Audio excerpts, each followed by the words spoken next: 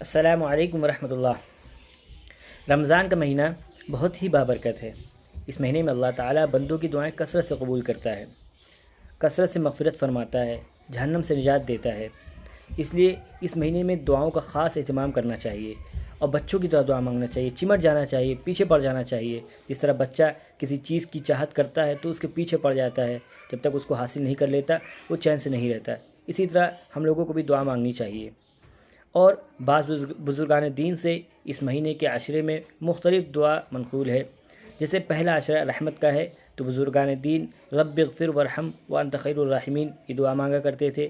دوسرا عشرہ مغفرت کا ہے تو بزرگان دین استغفر اللہ ربی من کل ذنب واتوب الیہ اس دعا کا اہتمام کرتے تھے۔ اور تیسرا عشرہ جہنم سے نجات کا ہے تو اس میں اللہم انک عفو تحب العفو فاعف عنا یہ دعا مانگا کرتے تھے۔ تو ہم لوگوں کو بھی چاہیے کہ یہ دعائیں یاد کر لیں اور کثرت سے دعا مانگے، اور چلتے پھرتے یہ دعا ضرور پڑھا کرے، لا الہ الا اللہ استغفر اللہ اسألک الجنہ ونعوذ بک من النار، جس کا ترجمہ یہ ہے کہ اللہ کے سوا کوئی معبود نہیں اور میں اللہ سے مغفرت طلب کرتا ہوں، اللہ سے جنت کا سوال کرتا ہوں اور جہنم سے پناہ چاہتا ہوں۔